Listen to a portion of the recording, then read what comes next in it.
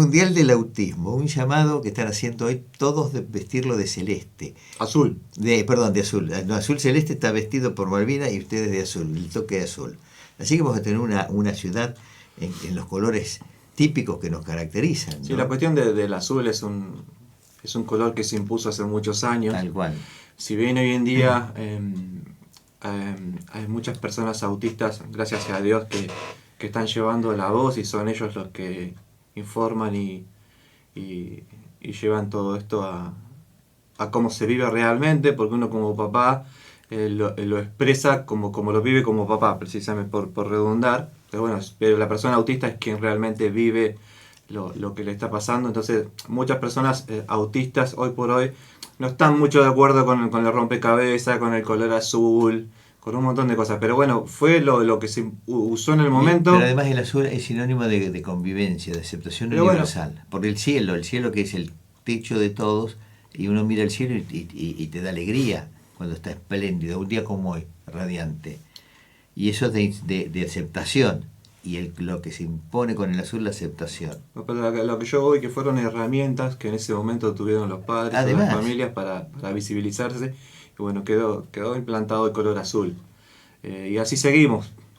Bien, así que por eso que hablamos de vestirse azul. Bueno, pero la convocatoria hoy a todos los comercios, a todas las casas que puedan alguna cintita azul que la pongan bien arriba. Algo que los represente, como para visibilizar. Por eso que decimos siempre de concientizar y visibilizar para que la gente pregunte. Preguntando se aprende, dicen. Por eso cuando hacemos los murales, la barrileteada, es para que el que pasa, el curioso, pregunte y aprenda. Y ahí es donde empieza la comunicación.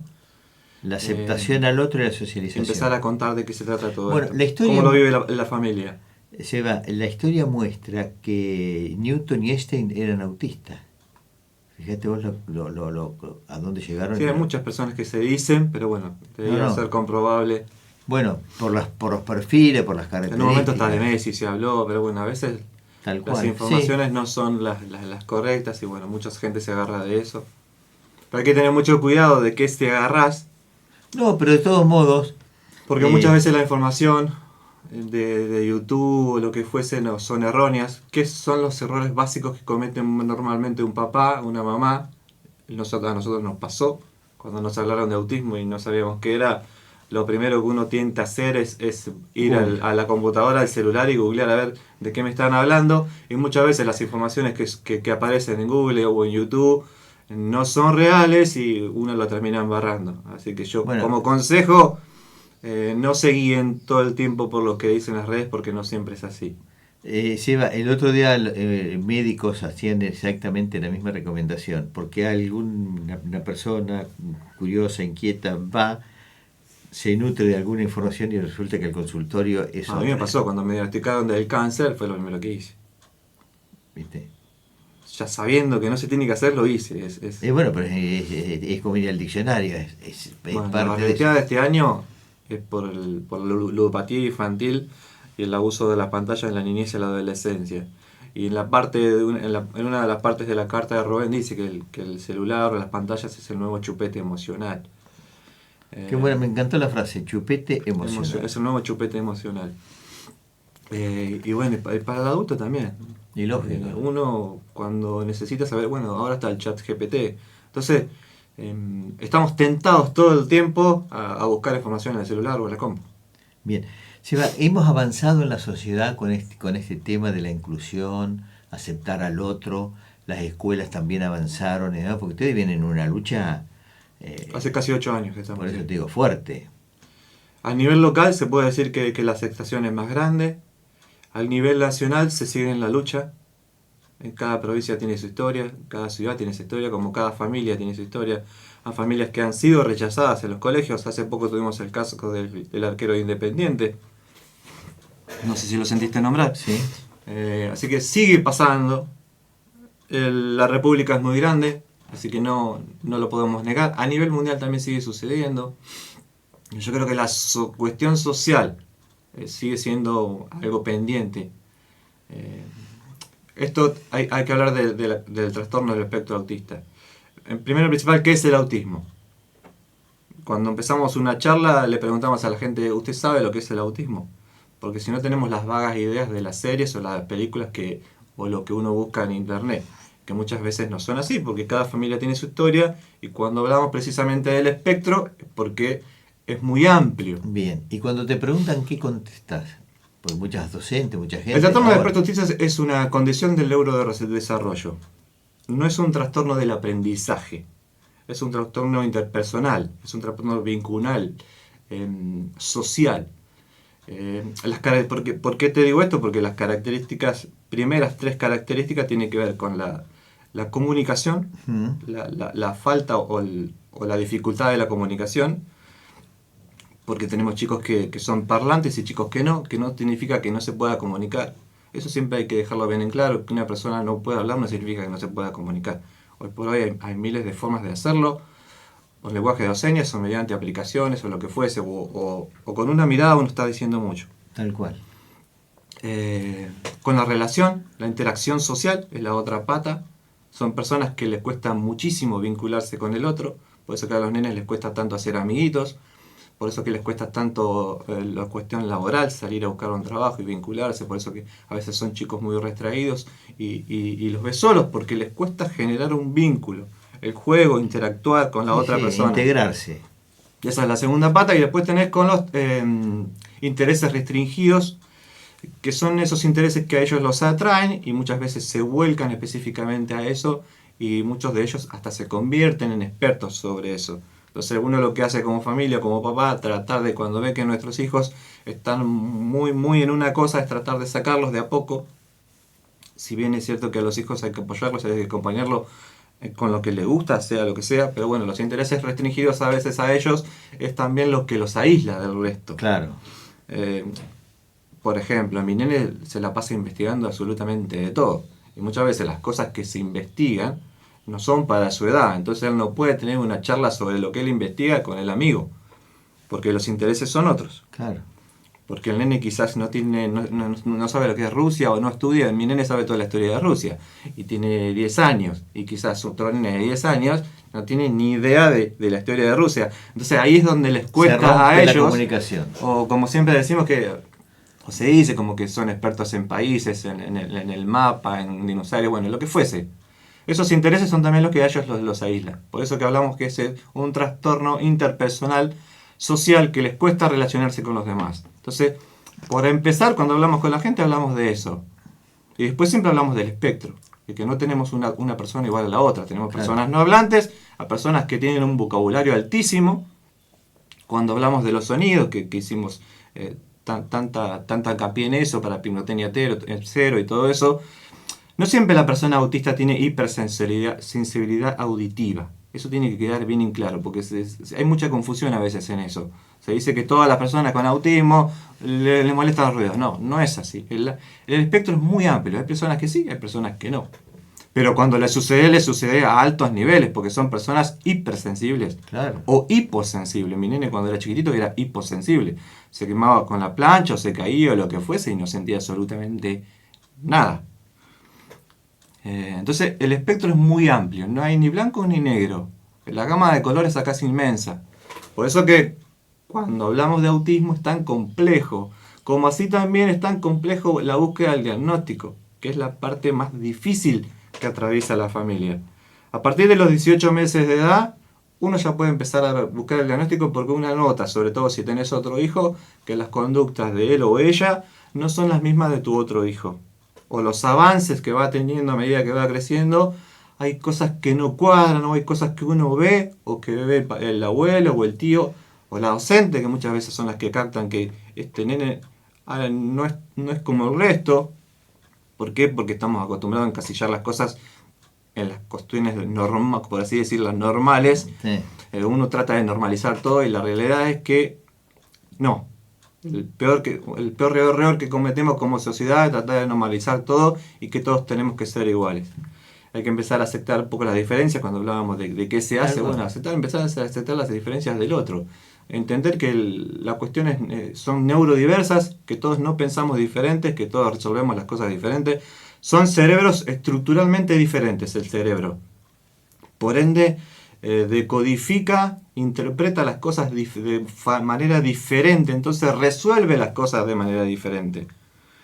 Eso es lo que hay que empezar a entender de estas personas, que no siempre son niños, que no siempre son varones, que también hay nenas, chicas, y que crecen, y que llegan a la edad de adulto, y que necesitan que la sociedad los contenga. No que los contenga, sino que los entienda. Bueno, por eso, que los contenga en el sentido de aceptarlo. Porque cuando hablamos de discapacidad, hablamos de que la persona, la principal discapacidad que existe, pasan por ahí, es la sociedad. La sociedad es la barrera más grande que tiene una persona con discapacidad, sea la discapacidad que sea. Nosotros como padres, como familia, buscamos que nuestros hijos sean independientes, que se puedan valer por sí mismos el día de mañana. Entonces, tampoco es eso de contener, porque ni siquiera yo lo hago como papá. Yo hoy por hoy soy su voz porque él es menor de edad y no puede resolver cosas por sí solo por la edad que tiene. Cuando como digo todos. Contener de aceptación, a eso me refiero, de inclusión. Eso sí, laboral, educacional, bueno, que la ciencia también acompañe, porque te decía que lo más difícil es la búsqueda del diagnóstico. ¿Por qué? Porque muchos pediatras no tienen ni idea de qué se trata el autismo. Y cuando nuestro chico está en crecimiento, uno ve constantemente al pediatra. Y muchas veces los pediatras cometen el error de dejarlo pasar a las conductas. En mi caso no fue así. El pediatra nos dijo, bueno, sí, hay cosas que por ahí tienen que ser diferentes. Yo no les voy a decir que no, busquen. Nos dio algunas pautas de cómo hacerlo, a quién acudir. Y no nos frenó, no nos dijo, no, el nene no tiene nada, como pasa siempre, como todos los años hablamos, que siempre aparece el abuelo o el tío, no, dejá, ya va a hablar, vos eras así cuando eras chiquito, el nene no tiene nada, o si no la negación del papá o la mamá. Sí. Mi nene no tiene nada, mi nene, dejate de joder, que estás hablando pavada. Existe mucho la negación de la familia, entonces hay que ser muy cuidadoso, y por eso que el miedo que tiene el especialista. A mí cuando me diagnosticaron cáncer, siempre yo pongo el ejemplo, no titubearon en decirme, mira Sebastián, tenés cáncer, y es así. En cambio, cuando hablamos algo del neurodesarrollo, hay mucho miedo. Y el miedo del especialista hace que ocurra un manoseo a la familia horrendo. Es horrendo lo que se vive en la búsqueda del diagnóstico. Es un manoseo, porque nadie te dice la posta, nadie te dice lo que te está sucediendo de verdad, y te la terminas pasando muy mal. Por eso yo le aconsejo al papá o a la mamá, cuando están en la búsqueda de un diagnóstico, eviten el celular, eviten la computadora, acudan a otras familias, acudan a otra familia o a alguna organización que esté cerca, vayan a la fuente siempre, vayan a lo real, y para abrir puertas y aliviar el camino. ¿Qué es lo que cuando creamos una organización en cualquier parte del país? Es para eso, es para tratar de que otra familia no pase lo que pasó uno y tenga la mayor cantidad de puertas abiertas posible. Bien, bueno, insisto, en términos generales, el 9 de julio está avanzando después de 8 años. Sí. Y está entendiendo todo, hoy las familias todo este mensaje. Pueden encontrar el diagnóstico en la ciudad, que eso no se podía, antes teníamos que viajar, nosotros viajamos al Fren y Escobar. Hoy hay familias que pueden diagnosticar a sus hijos acá, entonces el avance ha sido grandísimo. Tenemos pirotecnia cero. Sí, gracias a Dios. Que en otros lugares no ocurre. Se han logrado muchas cosas. Hemos podido visibilizar mucho, gracias a Dios. Todo el tiempo acuden familias a nosotros, a mí, a Flora, para que los asesoremos, para que los guiemos en la búsqueda del diagnóstico. Claro. El acompañamiento siempre está. Siempre aparece una familia nueva o que se entera de que existimos nosotros y se acerca a nosotros. Entonces eso es buenísimo. Para eso estamos, para eso formamos esto.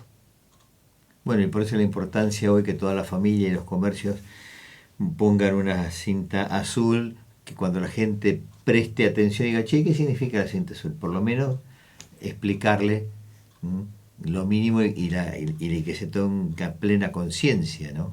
Que de esa manera también nos hallaron a nosotros muchas familias, ¿eh? Muchas familias no consumen redes sociales, lo que fuese, y nosotros nos hacemos conocidos por eso.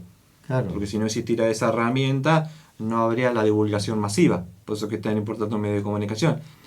Una vuelta hace un par de años, creo que fue el último desfile, una familia nos localizó por el desfile, porque escuchó que la presentadora, cuando nosotros íbamos pasando, nombró sea 9 de julio, la condición del espectro autista, y un papá lo escuchó, y cuando terminamos el recorrido apareció corriendo desesperado. ¿Quiénes son ustedes? ¿Dónde están? ¿Dónde viven?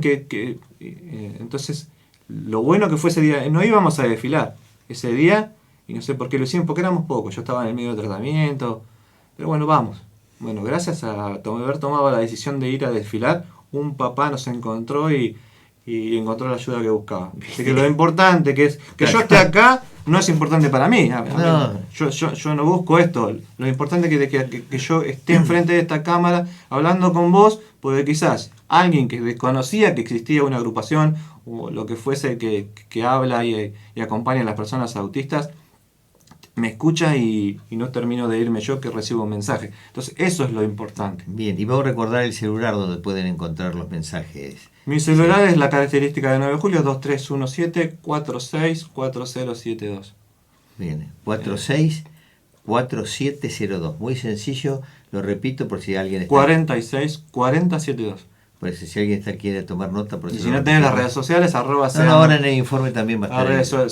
9 de julio, que ahí también constantemente nos escriben al Instagram, al Facebook. También, bueno, te saco de esto y te llevo a un tema personal, pero sí, como lo mencionaste en dos oportunidades.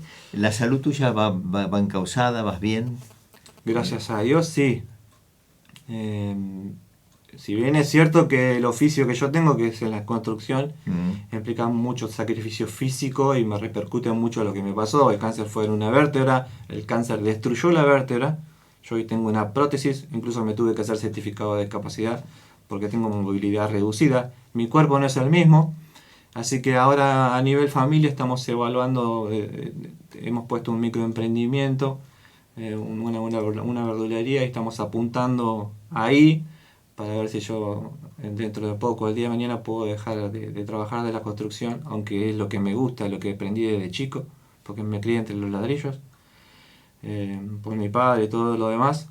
Pero bueno, estamos buscando la solución para mi problema, porque los dolores son muy grandes. Si bien ya hace 1 año y pico, casi 2 años que me operé, los dolores siempre están ahí, son persistentes, y yo me aprendí a convivir con ese dolor. Si yo en el día trabajo demasiado y hago esfuerzos indebidos, que lo tengo prohibido, llega un horario de la noche donde los dolores son insostenibles. Pero gracias a Dios el cáncer se fue, me sigo yendo a controles a La Plata, pero bueno, eso también fue un aprendizaje. Y todo.